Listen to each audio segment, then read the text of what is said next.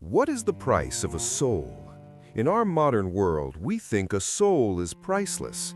But deep in the misty jungles of Borneo, for thousands of years, a soul had a very specific price. To get married, you needed a soul. To end a mourning period, you needed a soul. To ensure your rice harvest didn't fail, you needed a soul. And the only way to get one was to take it, physically, from the shoulders of your enemy. We call them savages, we call them headhunters, but they didn't kill for sport. They killed for spiritual survival. Today, we are going to touch the Mandau, a blade so sacred it is believed to fly on its own. We will decode the tattoos on their hands and uncover the terrifying truth behind the red bowl ceremony. Welcome to the forbidden jungle. Welcome back to Julian's arsenal. Before we draw the weapon, we must understand the ground we stand on. Borneo, the third largest island in the world. This is not a paradise, it is a green fortress. The rivers are treacherous, the humidity is suffocating, and the jungle is so dense that sunlight barely touches the ground. In this isolation, the Dayak people developed a culture completely alien to the West. For centuries, European explorers were terrified of this place. Why? Because if you entered a Dayak longhouse, you would look up and see dried heads hanging from the rafters like decorations. But here's the twist. They weren't trophies of hate, they were batteries. The Dayak believed in Samanget, a vital life force found in the head. By taking a head and bringing it home, you were literally bringing extra energy to your village. To harvest a head, you need a specialized tool. Enter the Mandau. This is not a machete. Do not insult it by calling it a knife. It is a status symbol. The engineering is genius. Look at the cross-section. A European sword is symmetrical. A Japanese katana is symmetrical. But the Mandau?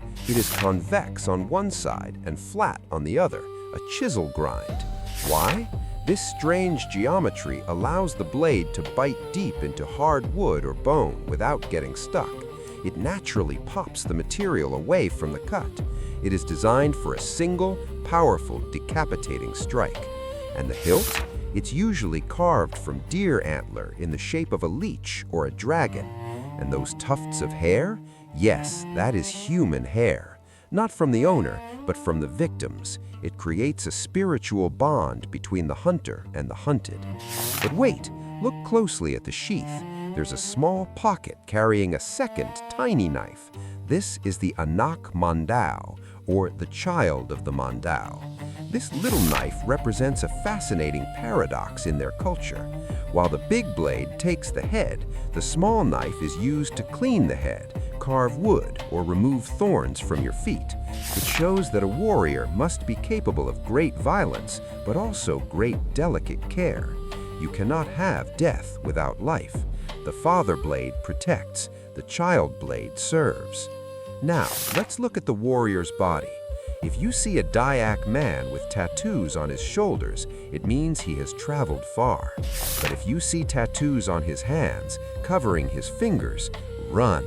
Among the Kayan and Iban tribes, hand tattoos were often reserved for those who had taken a head. Why the hand? Because the hand did the deed. But it's more than a medal of honor. It is a spiritual passport. They believed that when you die, the path to the afterlife is dark. Only the tattoos on your hands will glow, lighting your way across the bridge of souls. No head, no tattoo. No tattoo, you are lost in the darkness forever. You might think, Julian, this is ancient history. This doesn't happen anymore. Well, let me tell you about the Mangkok Merah, the red bowl. This is the ultimate signal of war. When the Dayak people face an existential threat, the red bowl is passed from village to village. It travels faster than a telegram. Inside, there is blood, a feather, and a piece of rope. When the red bowl arrives, the spirits of the ancestors, the Kamang, are summoned. It is said that ordinary farmers become possessed. They feel no pain. They do not eat. They only hunt. During World War II, The Japanese army, armed with machine guns and katanas, tried to control the interior of Borneo. They abused the locals. The Red Bowl was circulating.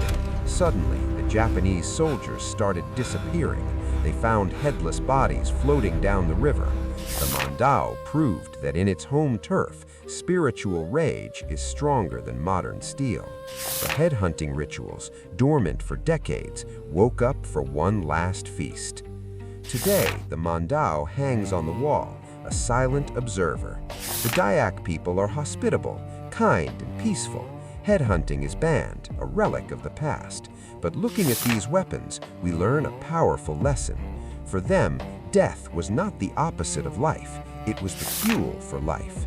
They took heads not because they loved death, but because they loved their tribe, their harvest, and their future too much. It was a brutal logic, yes, but in the unforgiving jungle, it was the only logic that worked. If this story kept your head on your shoulders, please subscribe to Julian's Arsenal. Next week, we're going to the freezing north to hold a weapon made of unicorn horn. You don't want to miss that. I'm Julian. Stay sharp.